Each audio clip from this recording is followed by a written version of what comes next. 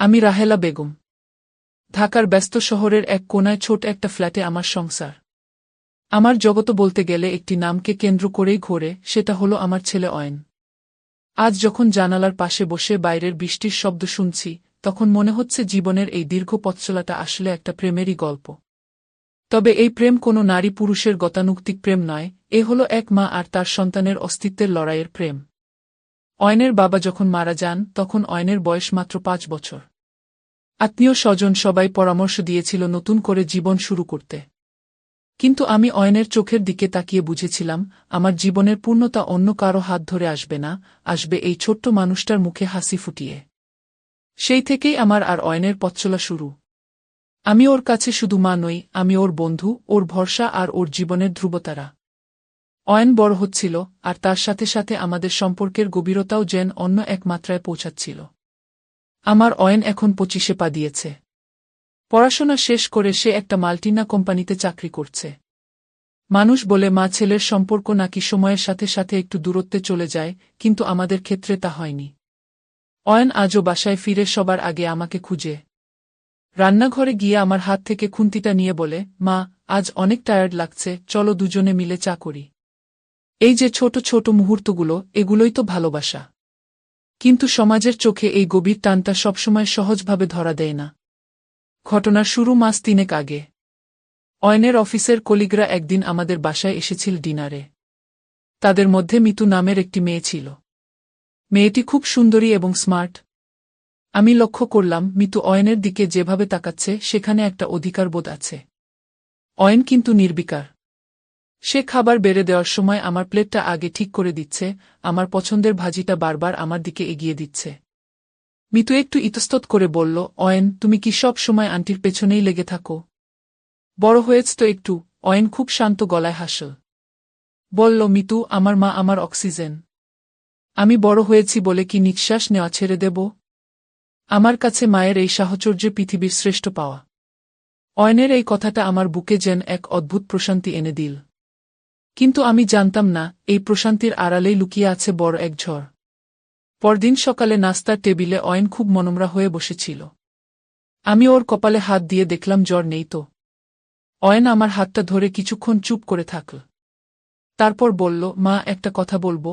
আমি বললাম, বল না বাবা, কি হয়েছে? সে বলল, অফিসের অনেকে আমাদের নিয়ে কথা বলছে। তারা বলছে আমি নাকি মাম্মাস বয়। আমি কেন সারাক্ষণ তোমার কথা ভাবি, কেন তোমার পছন্দের বাইরে কিছু করি না, এগুলো নিয়ে তারা হাসাহাসি করে। বিশেষ করে মিতু। আমি অয়নের দিকে তাকালাম। আমার ছেলের চোখে এক অদ্ভুত যন্ত্রণা। সে আমাকে ভালোবাসে, কিন্তু বাইরের মানুষের কটু কথা তাকে বিদ্ধ করছে। আমি ওকে বললাম, বাবা, মানুষ তো কথা বলবেই। কিন্তু আমাদের ভালোবাসাটা কি অন্য কারো কথার উপর নির্ভর করে? তুমি কি আমাকে কম ভালোবাসবে যদি তারা হাসে? অয়ন মাথা নিচু করে বলল, কখনোই না মা। কিন্তু আমি চাই না কেউ তোমাকে নিয়ে বাজে কথা বলুক। তারা বলে আমি নাকি তোমার মোহে আটকে আছি, তাই আমি বাইরের জগতের কাউকে আপন করে নিতে পারছি না। এই মোহ শব্দটা আমাকে ভাবিয়ে তুলল। সমাজে ভালোবাসা আর মোহের মধ্যে পার্থক্য করাটা খুব কঠিন হয়ে দাঁড়িয়েছে। অয়ন আমাকে এতটাই ভালোবাসে যে সে আমার একটু কষ্ট সইতে পারে না। আর আমার কাছেও অয়নই সব। এই নির্মল ভালোবাসাকে যখন কেউ সামাজিক নোংরামির সাথে তুলনা করে, তখন ভেতরটা দুমড়ে মুড়ে যায়।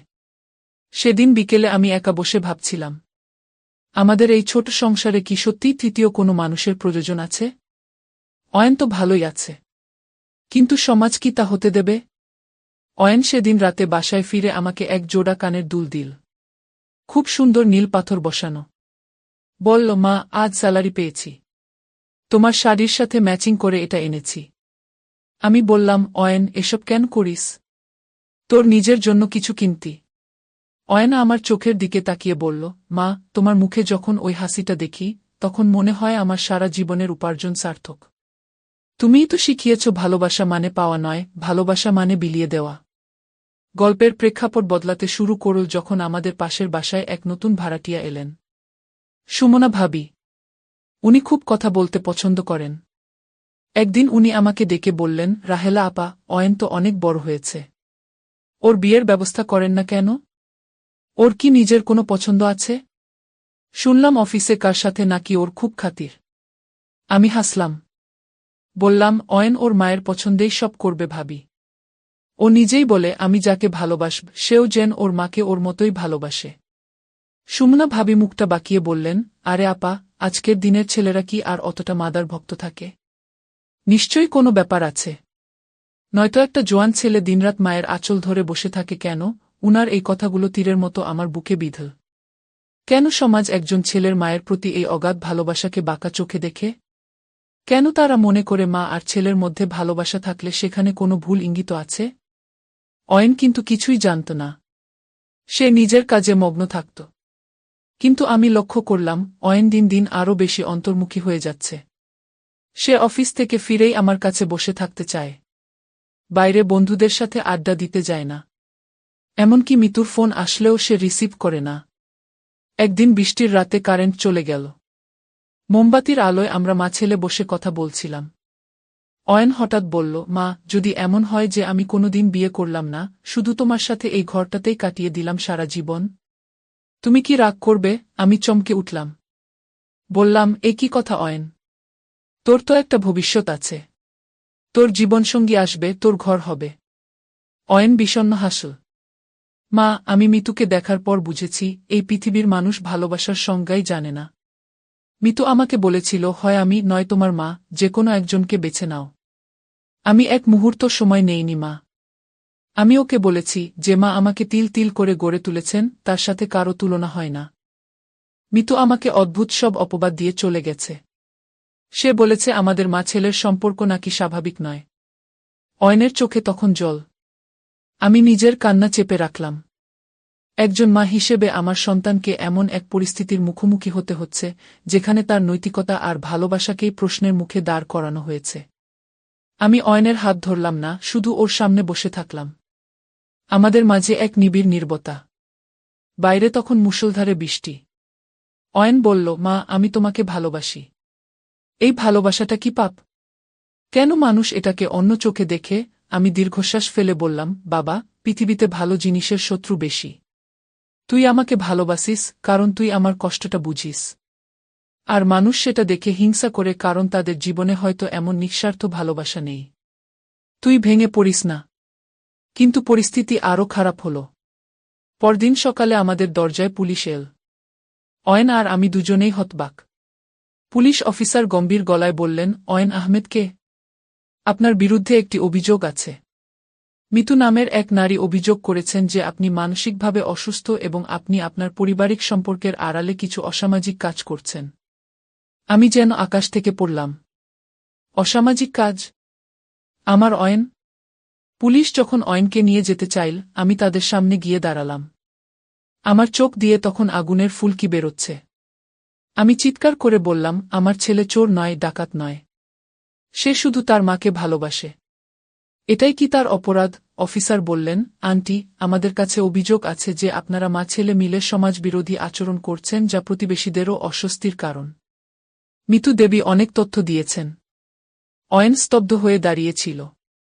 তার চেহারায় কোনো ভীতি নেই, আছে এক বুক ঘৃণা। সে আমার দিকে তাকিয়ে বলল, মা, ভয় পেও না। সত্যের জয় হবেই। আমি জানতাম না ভালোবাসার দাম এভাবে দিতে হবে। পুলিশ অয়নকে নিয়ে চলে গেল। আমি একা এই খালি ঘরে পড়ে রইলাম। আমাদের এই ভালোবাসার সংসারটাকে তছনছ করে দিল মিতুর প্রতিহিংসা আর সমাজের নোংরা মানসিকতা। আমি জানি অয়ন নির্দোষ। কিন্তু এই কলঙ্কিত সমাজ কি তাকে মুক্তি দেবে? আমি কি পারব আমার ছেলের সম্মান ফিরিয়ে আনতে? অয়ন কি আর ফিরে আসবে আমার কাছে? নাকি এই ভালোবাসার পরাজয় ঘটবে? মনের ভেতর হাজারো প্রশ্ন নিয়ে আমি অয়নের অফিসের দিকে রওনা হলাম। আমাকে মিতুর মুখোমুখি হতে হবে। আমাকে প্রমাণ করতে হবে যে মা আর ছেলের ভালোবাসা হল এই মহাবিশ্বের সবচেয়ে পবিত্র শক্তি, যা কোনো মিথ্যে অপবাদে মলিন করা যায় না।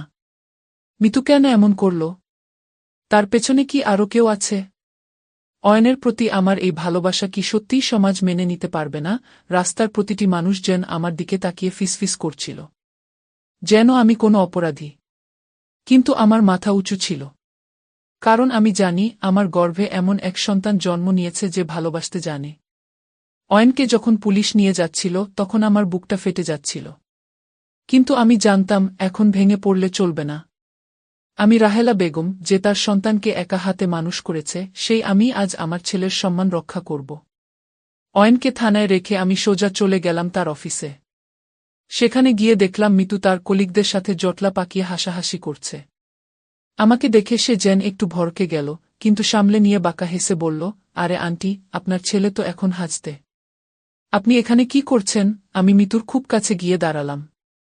ধীরস্থির কিন্তু কঠোর গলায় বললাম, মিতু, তুমি আমার ছেলের ভালোবাসাকে বুঝতে পারোনি, সেটা তোমার ব্যর্থতা। কিন্তু সেই ব্যর্থতাকে ঢাকতে গিয়ে তুমি যে নোংরা খেলা খেললে, তার ফল কি হবে তা তুমি ভেবে দেখেছ? মিতু থতমত খেয়ে গেল। আমি অফিসের সবার সামনে বলতে শুরু করলাম, আপনারা সবাই শিক্ষিত। আপনারা অয়নকে চেনেন। সে তার মাকে ভালোবাসে বলে কি সে অপরাধী? মিতু ওর কাছে প্রস্তাব দিয়েছিল মাকে ছেড়ে ওর সাথে আলাদা থাকতে। অয়ন তা মানেনি বলে সে আজ মিথ্যে অপবাদ দিচ্ছে। অফিসের কলিগদের মধ্যে কানাঘুষা শুরু হল। কেউ কেউ বলল, আসলেই তো, অয়ন তো কোনোদিন কারোর সাথে খারাপ ব্যবহার করেনি। আমি সেদিনই জানতে পারলাম, মিতু আসলে অয়নের পজিশনটা পাওয়ার জন্য অনেক দিন থেকেই চেষ্টা করছিল, আর এই সুযোগে সে অয়নকে সরাতে চাইছে। আমি হার মানলাম না। আমি মিতুর অফিসের সিসিটিভি ফুটেজ আর কল রেকর্ড বের করার জন্য একজন উকিলের সাহায্য নিলাম। আমার হাতে প্রমাণ এল যে মিতু পুলিশের কাছে যে অভিযোগ করেছে তার কোনো ভিত্তি নেই। 3 দিন পর অয়নকে যখন থানা থেকে মুক্তি দেওয়া হলো, সে যেন এক অন্য মানুষ হয়ে ফিরেছে। তার চোখে আজ আর জল নেই, আছে এক অটল দিতা। বাড়ি ফিরে সে আমাকে জড়িয়ে ধরল না, শুধু আমার সামনে এসে দাঁড়িয়ে বলল, মা, এই কদিন আমি অনেক ভেবেছি। পৃথিবীটা সত্যিই খুব কঠিন। কিন্তু তোমার দোয়া আমার সাথে ছিল বলেই আমি আজ কলঙ্কমুক্ত হয়ে ফিরলাম। সমাজ কিন্তু শান্ত ছিল না। প্রতিবেশী সুমনা ভাবিরা এখনও কথা বলছিলেন। আমি অয়নকে বললাম, বাবা, চলো আমরা ওদের সামনে গিয়ে দাঁড়াই। আমরা দুজনে ড্রয়িং রুমে সুমনা ভাবি আর সমাজের আরও কয়েকজনকে ডাকলাম। আমি তাদের উদ্দেশ্য করে বললাম, আপনারা মা আর ছেলের ভালোবাসা নিয়ে প্রশ্ন তুলেছেন। কিন্তু মনে রাখবেন, এই পৃথিবীতে মা আর সন্তানের সম্পর্কই হল একমাত্র নিঃস্বার্থ সম্পর্ক, যেখানে কোনো কামুকতা নেই, কোনো স্বার্থ নেই। অয়ন আমাকে সম্মান করে, কারণ সে জানে তার মা তাকে কত কষ্টে বড় করেছে। অয়ন সেদিন সবার সামনে বলল, আমি আমার মাকে ভালোবাসি বলেই অন্য যে কোনো নারীকে সম্মান করতে জানি। যারা নিজের জন্মদাত্রীকে ভুলে গিয়ে স্বার্থপরের মতো জীবন কাটায়, তারাই আসলে সমাজের বোঝা। আমি ভাগ্যবান যে আমার এমন এক মা আছে। সেই ঘটনার পর মিতুর অফিসে বড় ধরনের তদন্ত হয় এবং সে তার কৃতকর্মের জন্য চাকরি হারায়। সত্যের জয় হল। আমাদের সেই ছোট্ট ফ্ল্যাটটি আবার হাসিতে ভরে উঠল। এখন যখন বিকেলে আমরা দুজনে বারান্দায় বসে চা খাই, তখন রাস্তার মানুষ আর বাঁকা চোখে তাকায় না, বরং অনেকে শ্রদ্ধার চোখে তাকায়। ভালোবাসা মানে শরীর নয়, ভালোবাসা মানে একে অপরের প্রতি অগাধ বিশ্বাস আর শ্রদ্ধা। অয়ন আজও আমাকে ছাড়া কিছু বোঝে না, আর আমিও আমার ছেলের মধ্যেই আমার পরকাল খুঁজি। সমাজের বাঁকা কথা আসবেই, কিন্তু সত্য যদি আপনার সাথে থাকে, তবে কোনো অপবাদই আপনাকে স্পর্শ করতে পারবে না।